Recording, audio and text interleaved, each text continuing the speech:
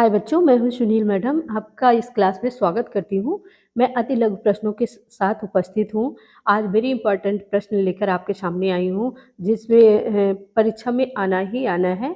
तो आइए हम लोग देखते हैं अति लघु उत्तरीय प्रश्न, या इसे लघु भी कह सकते हैं आप। अति लघु में भी पूछा जा सकता है और लघु में भी। तो आइए देखते हैं पहला प्रश्न क्या है। ये सामाजिक अध्ययन से संबंधित है। प्रश्न आपका किससे संबंधित है? सामाजिक अध्ययन। ठीक है, सामाजिक अध्ययन। ये सामाजिक अध्ययन से संबंधित है। पहला प्रश्न आपका क्या है कि लुम्बिनी से प्राप्त अभिलेख में अशोक ने क्या कहा? यानी पूछा गया सीधे सीधे अशोक का अभिलेख आपने पढ़ा होगा कि लुम्बिनी से संबंधित अभिलेख में अशोक ने क्या कहा। तो उत्तर इसका ये होगा करेक्ट कि अशोक का, देखिए दो दो उत्तर निकल रहे हैं। अशोक का रुम्भदेई का अभिलेख सबसे छोटा अभिलेख है। पूछा जा सकता है कि अशोक का कौन सा अभिलेख सबसे छोटा अभिलेख है? तो अशोक का रुम्भदेई, कहाँ का? रुम्भी, आप देख रहे हैं ना, रुम्भदेई का अभिलेख सबसे छोटा अभिलेख है। और इसी से धम्म के दौरान, और इसी में देखिएगा, इसी में किसमें? रुम्भदेई के अभिलेख में भ्रमण के समय किसके भ्रमण, वही धम्म के समय या धम्म के दौरान अशोक द्वारा भू राजस्व की दर घटाकर, देखिए फिर से, भू राजस्व की दर घटाकर 1/8 कर दिया तथा लुम्बिनी ग्राम का बलिकर समाप्त कर दिया।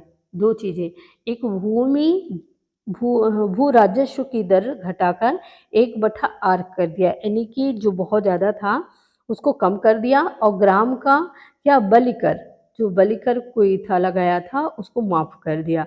दूसरा इंपॉर्टेंट प्रश्न आपके सामने है कि किस अभिलेख को रानी का अभिलेख कहा जाता है? तो very important, very very important आप इस प्रश्न को कह सकते हैं कि किस अभिलेख को रानी का अभिलेख कहा जाता है। तो कौशाम्बी के अभिलेख को रानी का अभिलेख कहा जाता है। पहला आपने देखा कि लुम्बिनी से प्राप्त अभिलेख में अशोक ने क्या कहा। तो लुम्बिनी से कौन सा?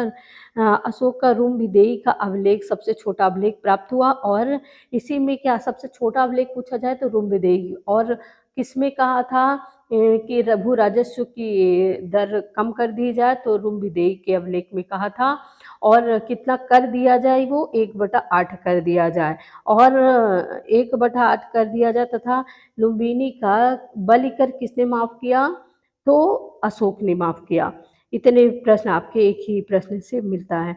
किस अभिलेख को रानी का अभिलेख कहा जाता है? तो कौशाम्बी के अभिलेख को ही क्या कहा जाता है? कौशाम्बी के अभिलेख को रानी का अभिलेख कहा जाता है। ये जो अभी पढ़ा था उसके पहले लुम्बिनी का था, और ये रानी का अभिलेख कौशाम्बी के अभिलेख को कहा जाता है। तीसरा प्रश्न आपका है कि अशोक का कौन सा अभिलेख सबसे बड़ा है? तो सातवां अभिलेख अशोक का सबसे बड़ा है। तो आइए देखते हैं आगे क्या है। जो वेरी इंपॉर्टेंट प्रश्न है उन्हीं को आपके सामने लाई हूँ। तो अगला प्रश्न आपका कि 2 विदेशी यात्रियों के नाम बताओ। तो हमने विदेशी यात्रियों को बताया ना, चाहे वो चीनी यात्री हो, चाहे अरबी यात्री हो, और चाहे यूरोपीय यात्री हो।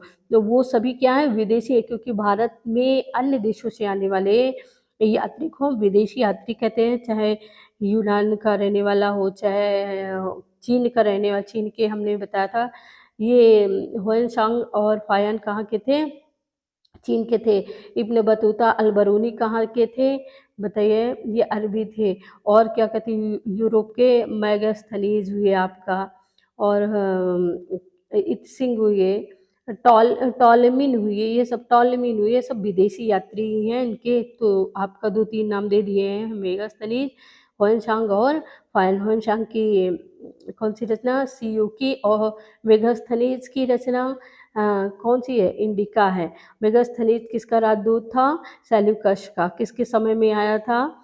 चंद्रगुप्त मौर्य के राज्य में, उनके समय में आया था। आइए वेरी इंपॉर्टेंट प्रश्न देखते हैं कि पाषाण काल का विभाजन कितने भागों में किया गया?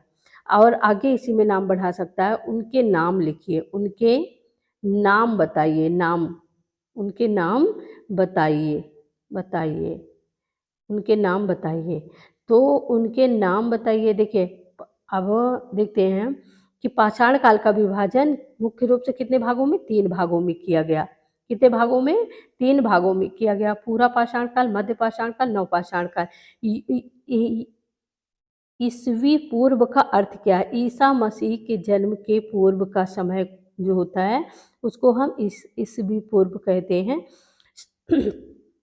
सप्त सिंधु नदियों में से किसी 4 नदी के नाम बताइए। यानी सप्त सिंधु नदी यानी 7 नदियों का जो समूह है उसे हम सप्त सिंधु कहते हैं, जिसमें रावी, सिंधु, रावी, व्यास, झेलम, चीनाब। सिंधु, रावी, व्यास, झेलम और चीनाब, ये क्या हैं?